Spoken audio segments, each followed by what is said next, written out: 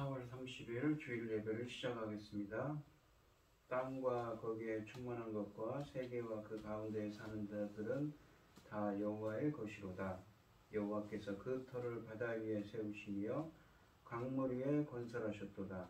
여호와의 산에 오를 자가 누구며 그의 거룩한 곳에 설 자가 누구인가? 곧 손이 깨끗하며 마음이 청결하며 뜻을 허탄한 데 두지 아니하며 거짓 맹세하지 아니하는 자로다. 그는 여호와께 복을 받고 구원의 하나님께 의를 얻으리니 이는 여호와를 찾는 족속이요 야곱의 하나님의 얼굴을 구하는 자로다. 아멘. 저희들을 창세전에 택정하시고 여기까지 인도해 주신 주님 감사를 드립니다. 오늘 예배 가운데 임재하여 주시고 이 예배가 신령과 진정으로 드려지는 예배가 되게 하여 주시옵소서. 이 모든 말씀 거룩하신 예수님 이름으로 기도합니다. 아멘. 찬송 2장입니다.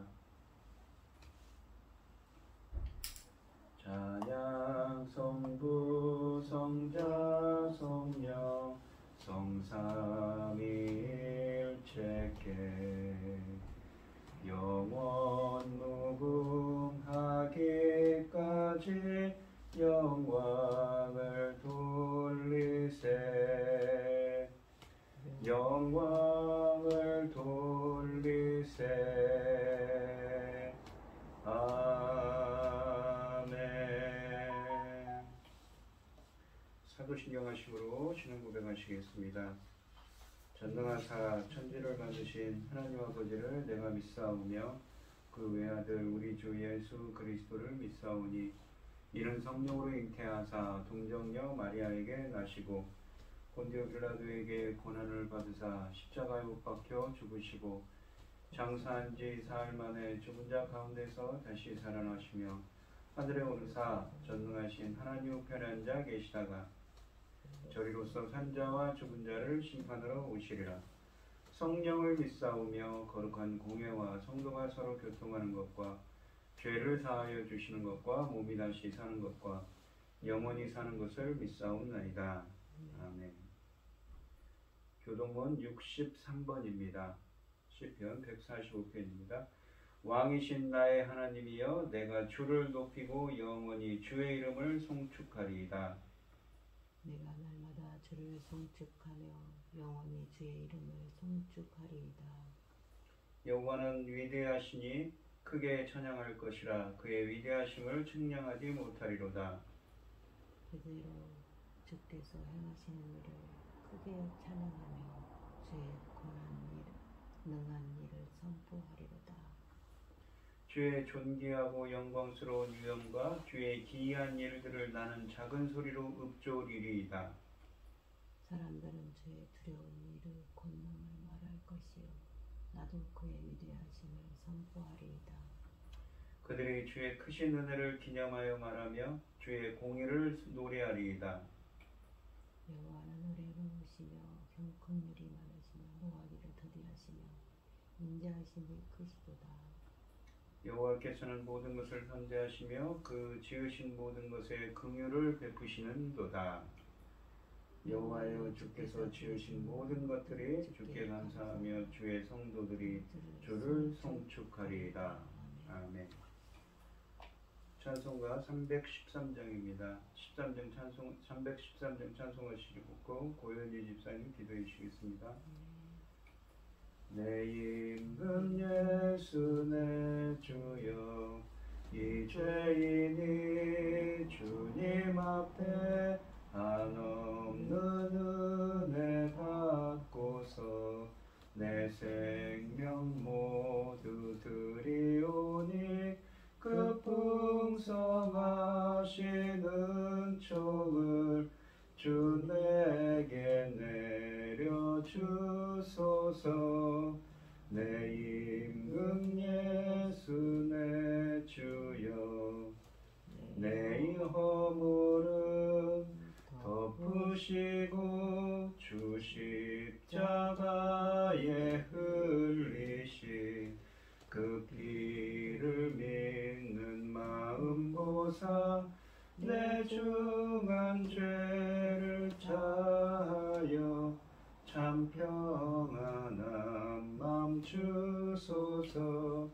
내 임금 예수 내 주여, 주 은혜에 감격하여 한없는 감사 찬송을 내 주님 앞에 드리오며 내 몸과 정성 다하여 늘 기뻐 차며 살리라. 내 임금 예수 내 주여, 이 마음과 이 천한 몸 그 복의 피로 값주고 주 친히 사신 것이오니 나 이제 사나 죽으나 주 뜻만 따라 살리라. 아멘. 할렐루야. 여호와께 감사하라. 그는 선하시며 그 인자하심이 영원하미로다. 노아 능히 여호와 권능을 다 말하며 주께서 받으실 찬양을 다 선포하랴. 정의를 지키는 자들과 항상 공의를 행하는 자는 복이 있도다. 여호와여, 주의 백성에게 베푸시는 은혜로 나를 기억하시며 주의 구원으로 나를 돌보사. 내가 주의 택하신 자가 형통함을 보고 주의 나라 기쁨을 나누어 가지게 하사 주의 유산을 자랑하게 하소서. 아멘.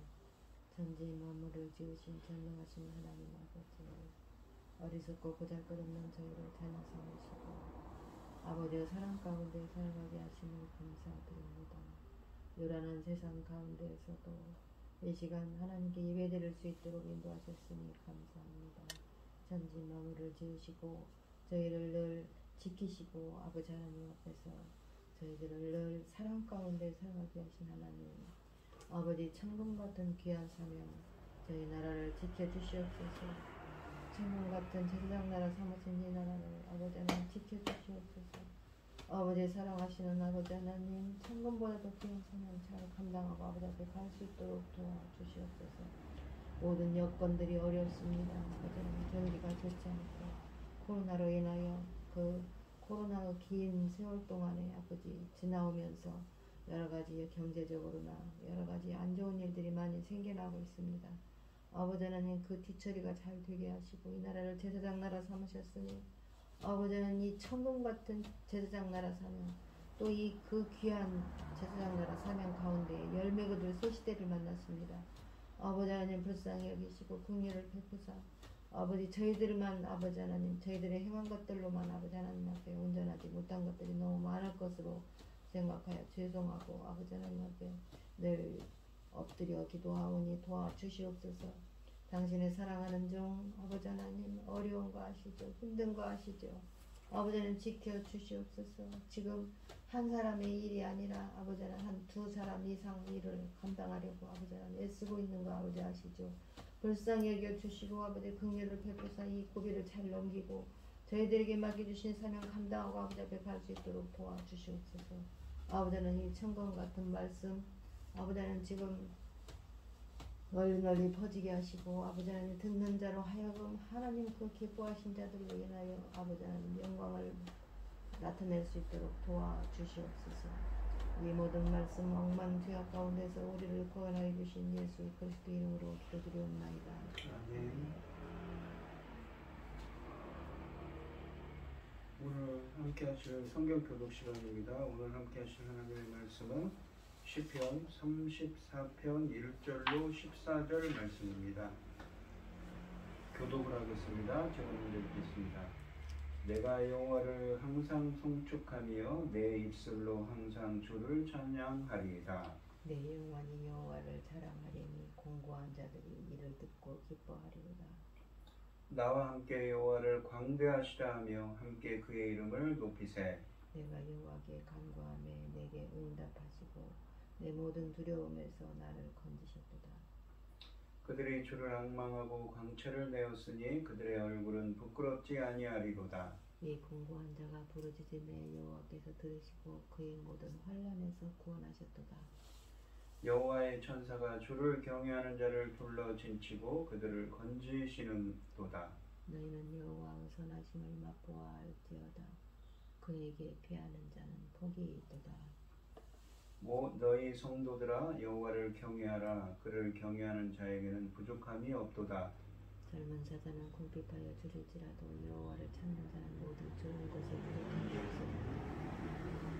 너희 자녀들아 와서 내 말을 들으라. 내가 여호와를 경외하는 법을 너희에게 가르치리로다. 생명을 사모하고 연수를 사랑하여 복받기를 원하는 사람이 누구뇨? 내 혀를 악에서 금하며 내 입술을 거짓말에서 금할지어다. 악을 버리고 선을 행하며 화평을 찾아 따를지어다. 아멘. 아멘. 찬송가 419장입니다. 주 날개 및 내가 편안히 쉬네.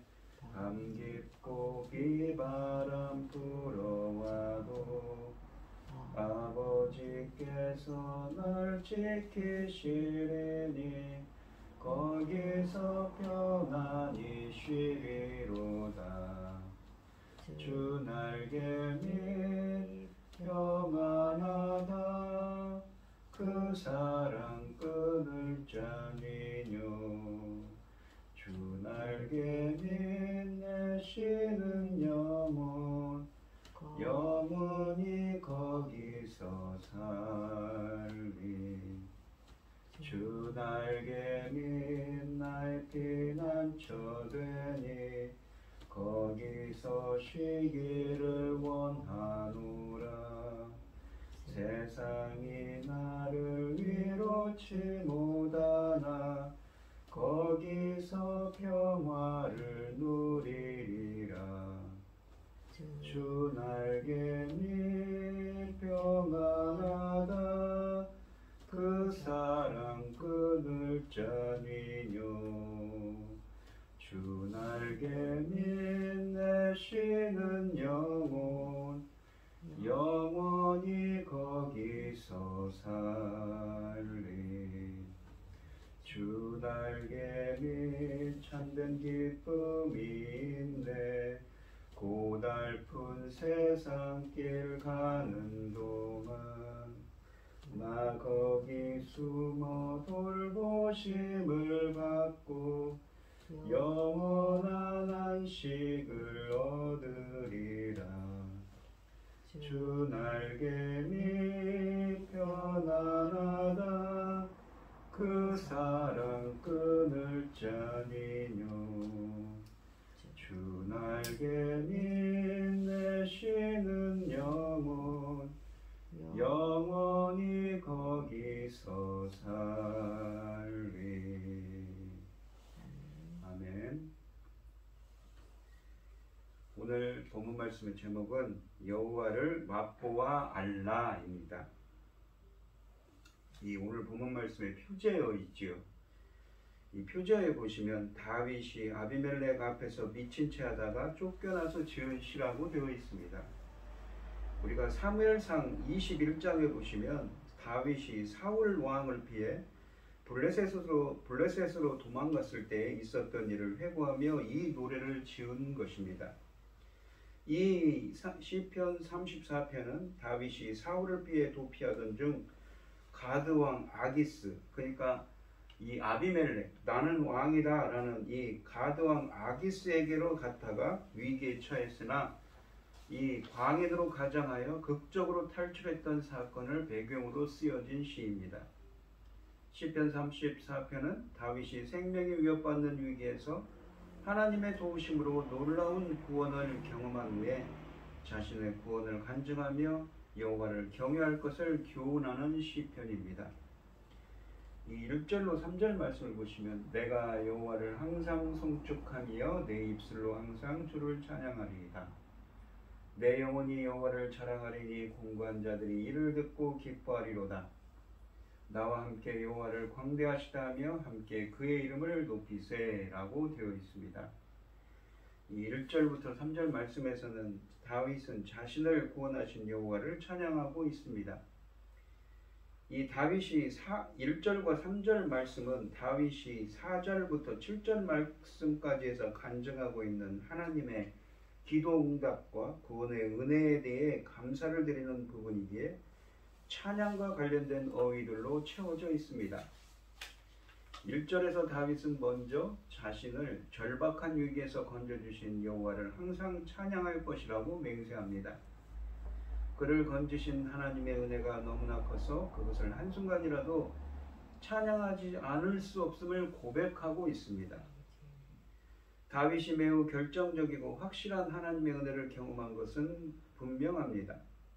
그가 그 일을 계기로 오직 평생 하나님만을 찬양하겠다는 확고한 의지와 신념을 매우 확실하게 표현하고 있기 때문입니다. 그는 늘 여호와만을 찬양할 것이며 여호와 하나님을 찬양하는 노래가 그의 입에서 그치지 않을 것입니다. 전적으로 하나님만을 의식하고 오직 하나님만을 마음에 두는 성령에 취한 삶을 살아가겠다는 의지의 표현이 담겨 있습니다. 하나님에 대한 감사의 표현은 찬양입니다.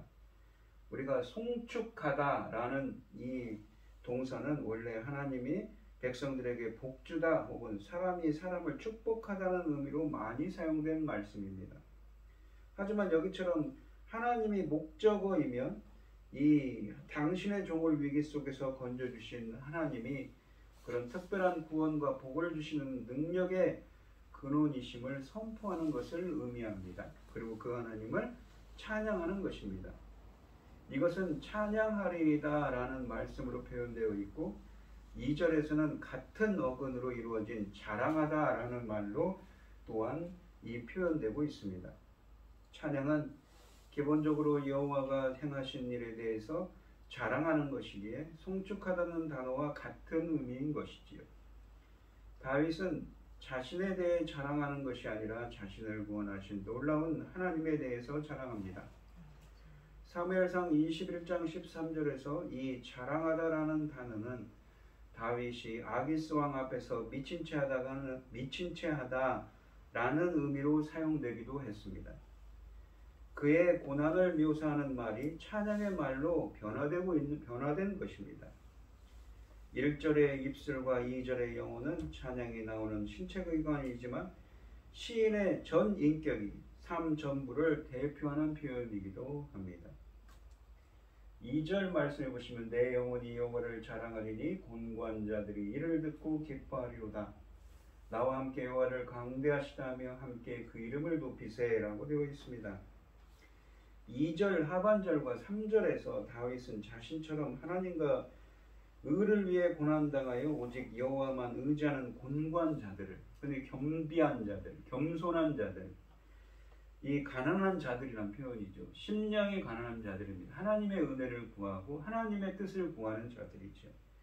자신의 찬양에 동참시키고 있습니다. 또한 자신을 위기 가운데서 구원하신 하나님의 그 행하신 일에 대해 감사와 간증을 듣고 그들도 기뻐할 수 있기를 바라고 있습니다.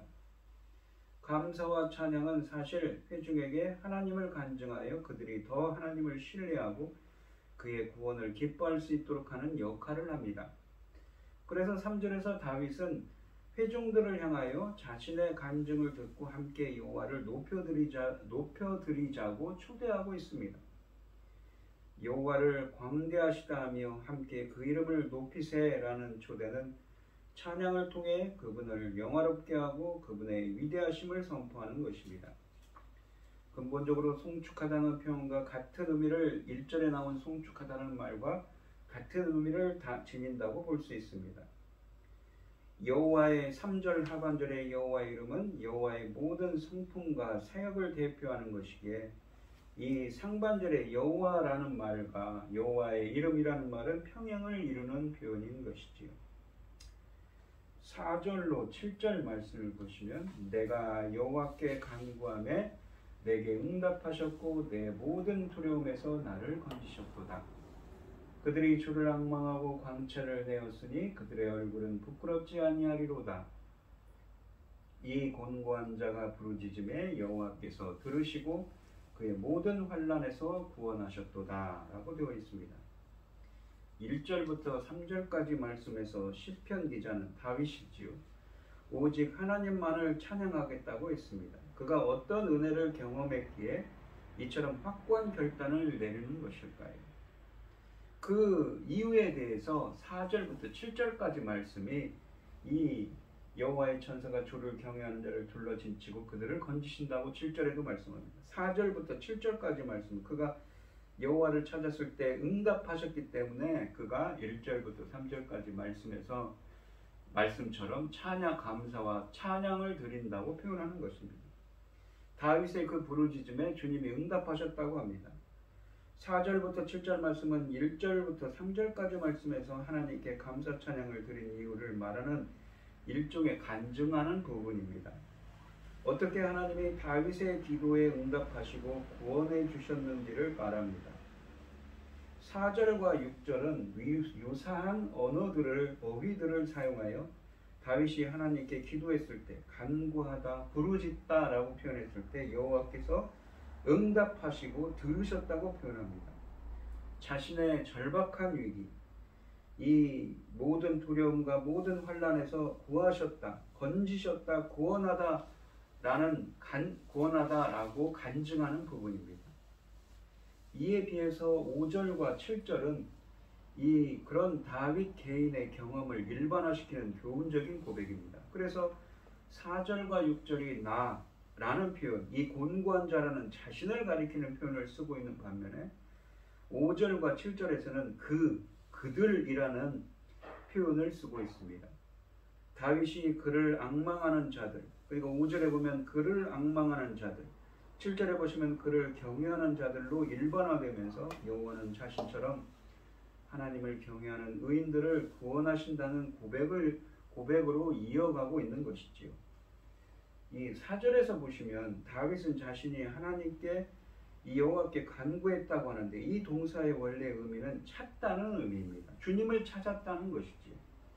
이것은 위기 상황에서 오직 주님만 바라보고 간절히 기도했음을 의미합니다. 이처럼 여호와를 찾는 것은 어떤 상황에서도 여호와를 의지하고 기도하는, 여호와를 경외하는 의인의 필수적인 모습입니다. 이처럼 여호와를 찾은 다윗의 절박한 간구에 응답하신 여호와가 다윗을 모든 두려움의 상황에서 건져주셨다고 간증하고 있습니다.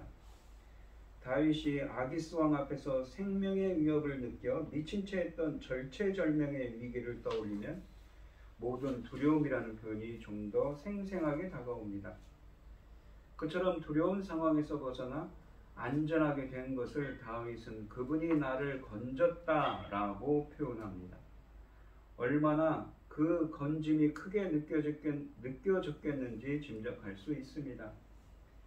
5절에 보시면 다윗의 경험을 일반화한 고백입니다. 4절에서 여호와를 찾은 다윗을 말했다면 5절은 그를 앙망하는 자들로 바꾸어서 표현합니다.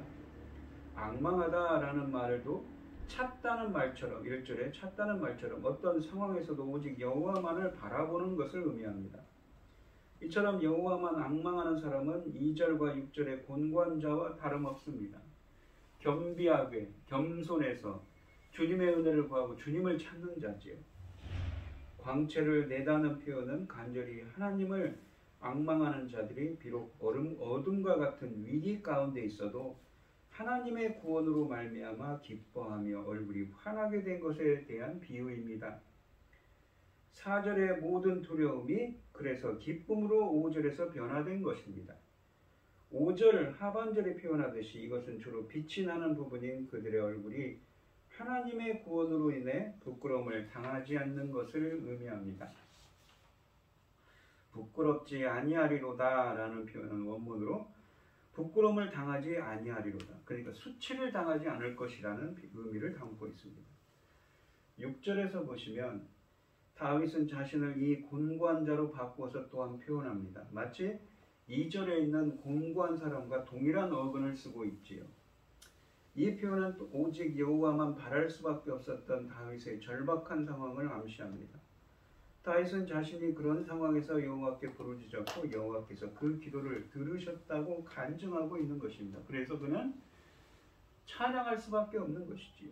부르짖다는 동사가 여호와를 부르고 그의 앞에서 간절히 기도하는 것을 의미하는 전형적인 표현이라면 듣다는 동사도 기도 응답을 의미하는 전형적인 표현입니다. 그리고 그 기도의 응답은 하반절에서 보여주듯이 기도하는 자가 처한 모든 환난의 상황에서 그를 구원하시는 것을 의미합니다. 구원하다라는 단어는 곤경에 있는 자를 구해서 구해내는 것을 의미하므로 4절 말씀에 있는 건지다라는 단어와 같은 의미입니다. 사무엘상 26장 24절에서 다윗은 자신을 쫓던 사울 앞에서 내 생명을 여호와께서 중히 여기셔서 모든 환난에서 나를 구하여 내시기를 바라나이다 라고 하는데, 이 6절의 유사한 표현은 이 확신에 대한 응답인 셈인 것이지요. 7절 말씀은 이 5절과 같이 다윗의 경험을 일반화시킵니다. 다윗 여호와가 당신의 군대인 여호와의 천사를 보내셔서라도 당신을 경외하는 종들을 보호하시고 건지심을 마치 그림처럼 묘사합니다. 이런 그림 같은 묘사하는 표현은 바로 하늘왕이 자신의 종들의 도움이심을 묘사하고 있습니다. 사무엘상 23장 27절에서는 전령, 그러니까 천사와 같은 표현이죠. 그 23장 27절에 나오는 전령이 사울에게 와서 블레셋의 침략 소식을 전하는데, 이것이 다윗에게는 구원의 소식이, 본문에서는 이 시편 34편에서는 구원의 소식이 되고 있습니다. 이 7절에 건지다, 구하다라는 동사는 4절에 건지다, 그리고 6절에 구원하다는 동사와 유사한 의미를 전달합니다. 여기서 다윗은 그를 경외하는 자들로 일반화되고 있습니다. 여호와를 경외하는 것은 단지 여호와를 두려워하는 것만을 가리키는 것보다는 여호와의 하나님 되심을 믿고 그분의 뜻에 순종하는 삶을 살려고 하는 것을 의미합니다. 즉 여호와 경외, 하나님을 경외한다는 것은 행동과 삶의 방식을 결정합니다. 시인은 4절의 엄청난 두려움 속에서도 여호와를 두려워함으로써 그 상황적인 두려움을 이겨내고 있습니다. 이 다윗은 이 시를 통해 기도를 응답하시고 두려움에서 건지신 하나님을 찬송하며 사람들 앞에서 그의 구원을 자랑하고 있습니다. 이에 다윗처럼 공궁에 처한 이들이 위로를 받게 되는 것입니다. 하나님이 그들의 기도를 들으실 것을 믿기 때문입니다. 이처럼 참된 간증은 내가 아닌 나를 구원하신 하나님을 사랑하고 자랑하고 그 하나님을 의지하고 찬송하도록 초청하는 일입니다. 우리들의 기도에도 주님이 응답해 주시고 모든 두려움에서 건져내는 은혜가 함께 하셔서 여러분들도 다윗처럼 주님을 찬양할 수 있기를 축원드리겠습니다. 8절로 10절 말씀을 보겠습니다. 너희는 여호와의 선하심을 맛보아 알지어다. 그에게 피하는 자는 복이 있도다. 너희 성도들아 여호와를 경외하라. 그를 경외하는 자에게는 부족함이 없도다. 젊은 사자는 궁핍하여 줄일지라도 여호와를 찾는 자는 모든 좋은 것에 부족함이 없으리로다 라고 하십니다.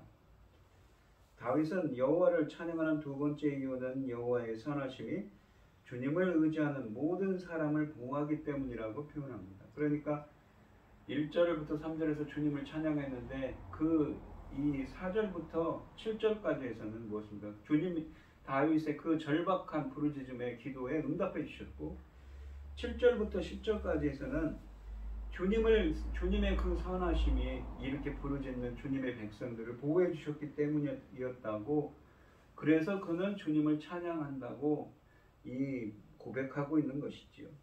8절부터 10절은 또한 성도들에게 여호와를 경외하는 자들이 누리는 복에 대해서도 교훈합니다. 이 8절 말씀을 보시면 여호와의 선하심을 맛보아 알지어다 라는 권면으로 시작합니다. 이 권면은 그에게 피하는 사람이 얼마나 복된 사람인지에 대한 행복선언으로 이어집니다. 8절의 그 선하심이라는 말은 토부로서 선과 악을 뜻하는 선을 뜻하는 말입니다. 맛보아 알지어다 라는 표현은 하나님의 은혜는 자신이 그것을 체험하는 것 외에는 달리 방법이 없음을 나타냅니다. 베드로전서 2장 3절에도 이 구절을 인용하면서 그리스도인들이 그런 좋으심을, 주님의 그 선하심을 맛본 사람들이라고 말하고 있습니다. 베드로전서 2장 1절로 3절에 보시면, 그러므로 모든 악독과 모든 기만과 외식과 시기와 모든 비방하는 말을 버리고 갓난아기들 같이 순전하고 신령한 자들을 사모하라. 이는 그로 말미암아 너희로 구원에 이르도록 자라게 하려 함이라. 너희가 주의 인자하심을 맛보았으면 그리함이라. 여호와께 피하는 사람들은 반드시 이 여호와가 얼마나 이 좋으신지 선하신 분인지 맛보는 행복을 누리게 된다는 선언입니다.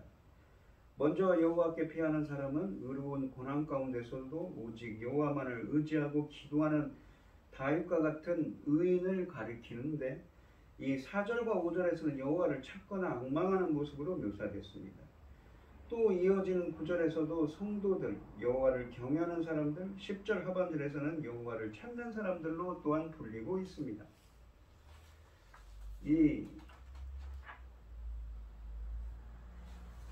또 선하심으로 번역된 단어는 이 복과 선과 악 할 때 선으로 되어 있고 좋음으로 번역될 수 있는 히브리어 단어 토브라는 단어를 쓰고 있습니다. 이것은 여호와께 피하는 자가 경험하게 될 하나님의 선하신 성품도 가리키겠지만 무엇보다 하나님이 베푸실 구원의 은혜와 복을 의미하는 말입니다. 다시 말해서 여호와께 피하는 자는 그를 보호하실 뿐만 아니라 복과 은혜를 베푸시는 좋으신 하나님을 경험하게 될 거라는 것입니다. 경험에 해당하는 단어로 두 동사가 사용되고 있는데, 하나는 맛보다 라는 말이고 다른 하나는 알지어다 라는 말로 번역된 동사입니다.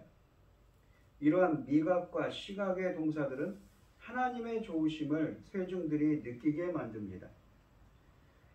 그렇다면 어떻게 하면 이 사람이 하나님의 선하심을 맛볼 수 있는가?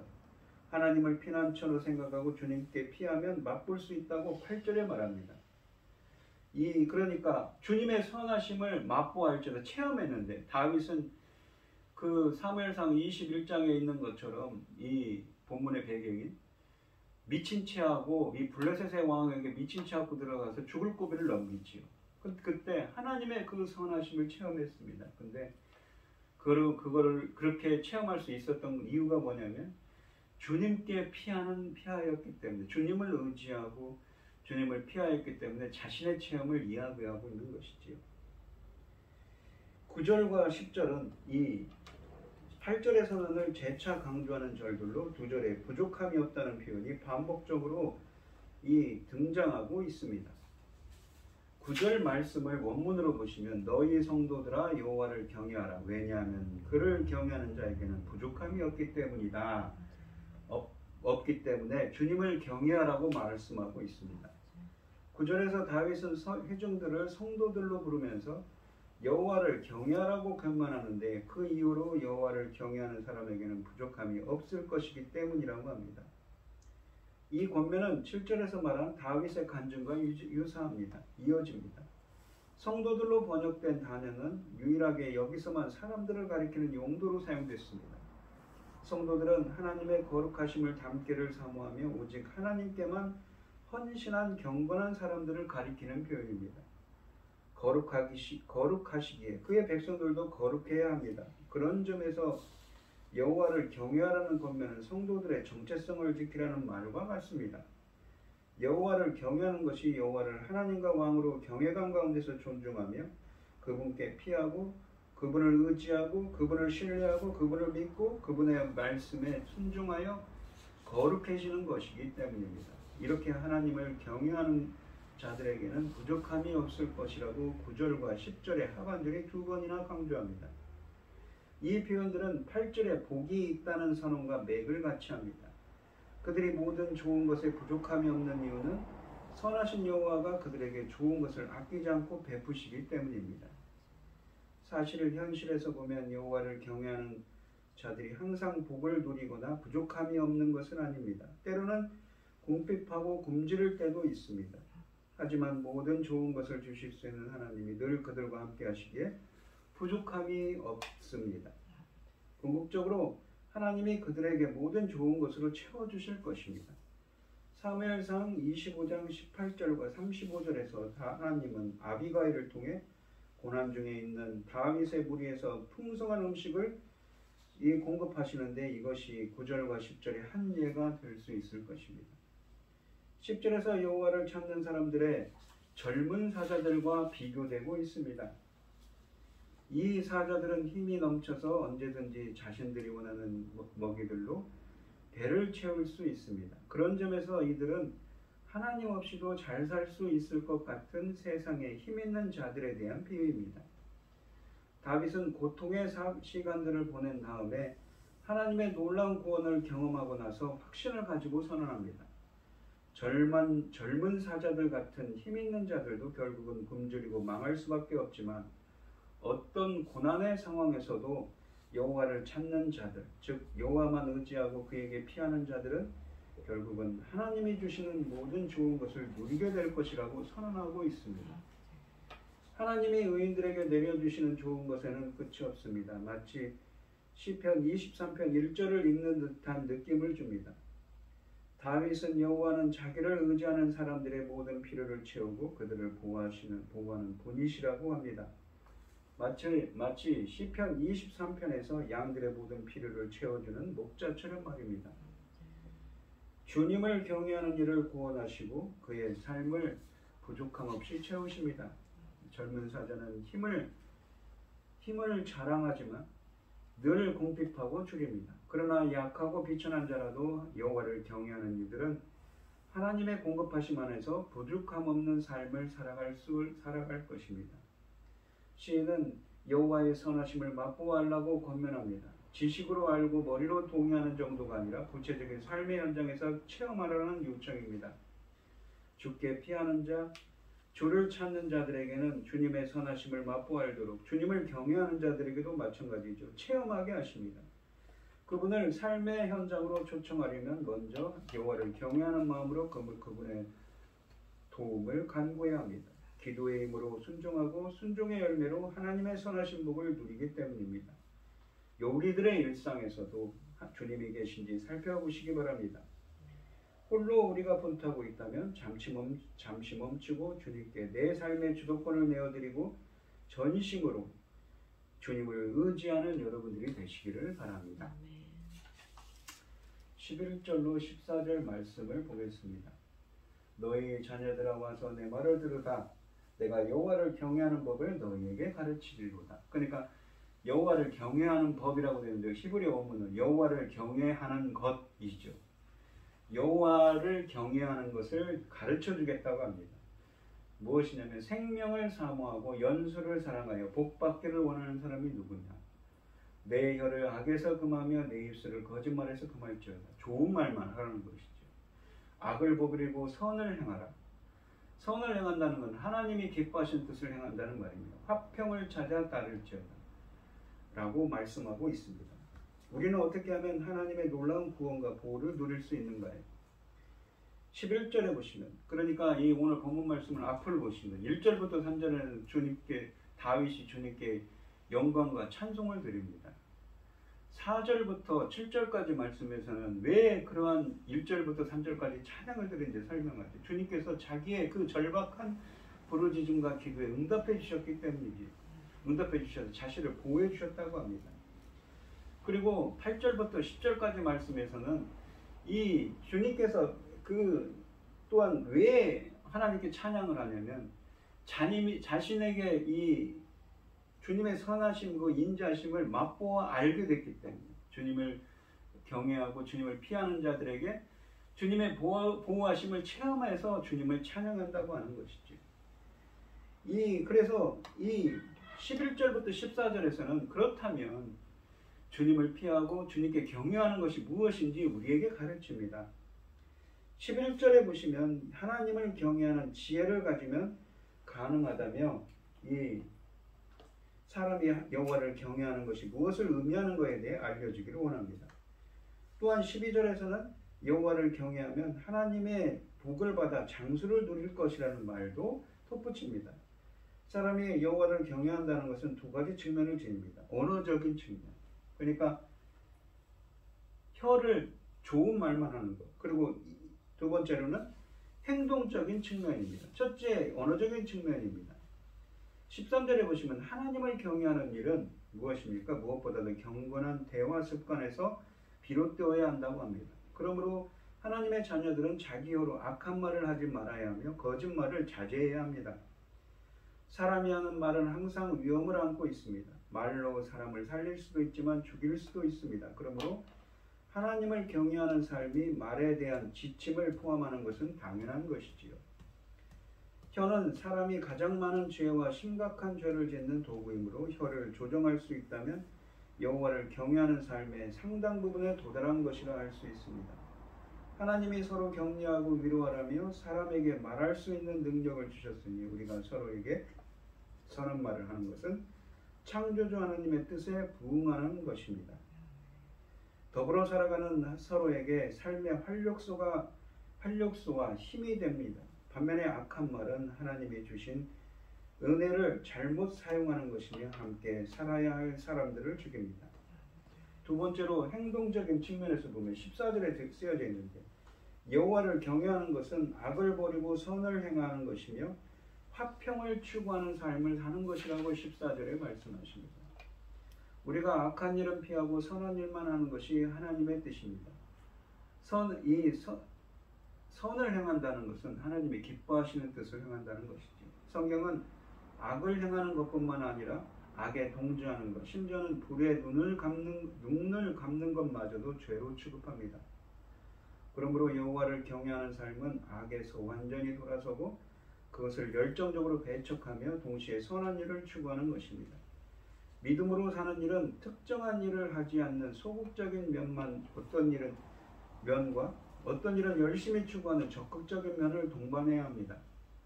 나쁜 습관을 버렸다면 그 자리를 차지할 좋은 습관을 연습해야 합니다. 또한 우리는 삶에서 항상 선택을 해야 하며 그 선택에 대해 책임을 져야 합니다. 하나님이 언젠가는 우리의 선택에 대해 책임을 물으실 것을 의식하며 살아야 하는 것이지요. 그래서 우리는 선을 선택해야 하는 이유가 더 선명해집니다. 악을 배척하고 선을 선호하는 것, 이것이 바로 하나님을 경외하는 삶입니다. 하나님을 경외하는 사람은 삶에서 화평을 찾는다고, 이 화평을 찾아 따를지어다, 화평을 찾는다고 말씀합니다. 찾는다는 말은 매우 열정적인 단어입니다. 평화이라는 말은 샬롬이라는 말이죠. 평강, 화목이라는 표현은 인간이 이 땅에서 추구할 수 있는 최고의 선입니다. 세상에서 가장 순수하고 아름다운 것을 매우 열정적으로 찾는 삶이야말로 여호와를 경외하는 삶입니다. 그러나 이러한 평화, 화평, 화목은 오직 예수님만이 주실 수 있는 것이라고 신약 성경에서는 가르치고 있습니다. 예수 그리스도 안에서 구원을 얻은 영혼의 평온한 상태를 의미합니다. 분쟁과 다툼이 많은 세상에서 화평을 추구하는 일은 쉽지 않지요. 화평을 추구하는 대가로 손해를 보게 될 수 있기 때문입니다. 그러므로 화평을 추구하는 사람은 곧 자신의 관심사와 이권을 포기해야 합니다. 또한 우리가 사회에서 가장 연약하고 소외된 사람들의 안녕을 추구할 때 비로소 진정한 화평을 누릴 수 있습니다. 하나님은 우리가 화평을 추구하며 살기를 원하십니다. 우리와 대립하는 자들도 하나님이 자기의 모양과 형상대로 만드신 사람들이기 때문입니다. 사람들이 서로 화평하며 사는 것이 얼마나 강력한 하나님의 의지인지 주님은 메시아를 화평의 왕으로, 평강의 왕으로 이 땅에 보내셨습니다. 오늘 본문 말씀을 보시면 여호와를 경외하는 것은 마음의 태도를 넘어 삶의 실천으로 나타나야 한다고 하십니다. 시인은 거짓말을 금하고 악을 버리며 선과 화평을 따르는 것이 여호와를 경외하는 것이라고 가르칩니다. 여호와를 경외하는 여러분들이 되시기를 바랍니다. 악한 말을 그치고 선을 행하며 평강을 찾아 따르는, 화평을 따라 따르는 여러분들이 되시기를 바랍니다. 우리가 이 오늘 본문 말씀을 보시면 시편 34편에 시편 34편 1절로 14절 말씀을 묵상해 보았습니다. 이 본문의 배경은 다윗이 사무엘상 21장에서 사울 왕을 피해서 블레셋으로 갔는데 거기서도 이 의심을 받으니까 미친 채 해서 위기를 모면하는 일을 배경으로 합니다. 다윗은 1절부터 3절에서 주님을 찬양합니다. 왜 찬양합니까? 자신의 그 위기에서 자신의 절박한 부르짖음과 기도에 응답하신 주님께 찬양을 하고 있습니다. 두 번째는 왜 그가 찬양을 합니까? 바로 자신의 무엇입니까? 자신의 그 주님을 피하고 주님을 경외하는 자들에게 임한 은혜로 말미암아 주님의 구원을 체험했기 때문에, 이 주님의 보호하심을 체험했기 때문에 주님을 찬양합니다. 그러면서 다윗은 말합니다. 여호와를 경외하라고요. 그러면서 여호와를 경외하는 것이 무엇인지 또한 가르칩니다. 단순히 피상적으로 아니지요. 좋은 말을 하고 악한 말을 금지하고 좋은 말을 하고 선을 행하며 화평을 구하라고 합니다. 우리 성도님들도 다윗처럼 어떠한 고난과 역경 가운데서도 주님께 기도하며 주님의 그 경외하심으로 악한 말을 금하고 또한 선을 행하고 화평을 찾아 행함으로써 여러분들이 우리가 기도할 때 주님께서도 다윗처럼 우리들의 기도에도 응답해 주시고 주님의 보호하심이 함께해서 여러분들도 다윗처럼 주님께 영광과 찬송 드릴 수 있는 은혜가 함께 하시기를 주인 주님의 이름으로 축원드리겠습니다. 기도하겠습니다. 하나님 아버지 감사합니다. 저희들이 항상 다윗처럼 항상 주님을 경외하며 우리들의 말로 우리들의 혀로 항상 하나님의 은혜를 찬양할 수 있도록 저희들의 기도에도 응답하여 주시고 저희들을 보호하시고 저희들과 함께하여 주셔서 저희들도 다윗처럼 정말 주님의 은혜를 감사와 찬양 드릴 수 있는, 송축할 수 있는 은혜를 허락하여 주시옵소서. 이 모든 말씀 거룩하신 예수님 이름으로 기도드리옵나이다. 아멘. 찬송가 436장입니다. 나의 죄 주님의 새 생명 얻은 무 옛것은 지나고 새 사람이로다. 그 생명 내 맘에 강같이 흐르고 그 사랑 내게서 해같이 빛난다. 영생을 누리며 주 안에 살리라. 오늘도 내일도 주 함께 살리라. 주 안에 감추인 새 생명 얻으니 이전에 족한 것 이제는 값없다. 하늘의 은혜와 평화를 맛보니 찬송과 기도로 주 함께 살리라. 영생을 누리며 주 안에 살리라. 오늘도 내일도 주 함께 살리라. 산천도 조목도 새 것이 되었고 죄인도 원수도 친구로 변한다. 새 생명 얻은 자 영생을 누리니 주님을 모신 맘 새 하늘이로다. 영생을 누리며 주 안에 살리라. 오늘도 내일도 주 함께 살리라. 주 따라가는 길 험하고 멀어도 찬송을 부르며 뒤따라가리라. 나 주를 모시고 영원히 살리라. 날마다 섬기며 주 함께 살리라. 영생을 누리며 주 안에 살리라. 오늘도 내일도 주 함께 살리라. 아멘. 기도하겠습니다. 오늘 주신 하나님의 말씀처럼 저희들도 하나님의 은혜와 하나님의 보호하심을 찬양하기를 원합니다.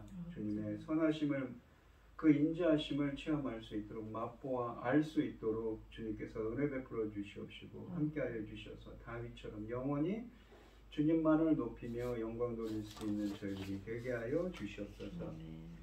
오늘 이 시간 주님께서 주신 모든 은혜에 감사드리며 많은 은혜와 사랑에 감사드리며 주님께 귀한 예물을 드리는 손길들이 있습니다. 드려지는 손길마다 주님께서 기억해 주시고 이 간구와 기도에 귀 기울여 주시고 응답해 주셔서 하나님의 기뻐하시는 뜻을 행할 수 있도록 인도하여 주시옵소서. 기뻐받아 흠행하여 주실 줄 믿사오며 이 모든 말씀 거룩하신 예수님 이름으로 기도합니다. 아멘. 찬송가 5장을 하시고 축도하심으로 오늘 예배를 마치겠습니다. 이 천지가 만물들아 복 주시는 주 여호와 전능성부 성자 성령 찬송하고 찬송하세. 아멘. 이제는 주 예수 그리스도의 은혜와 아버지 하나님의 극진하신 사랑과 성령의 교통하심이 성도들 머리머리 위에 이제로부터 영원히 함께 있을지어다. 아멘.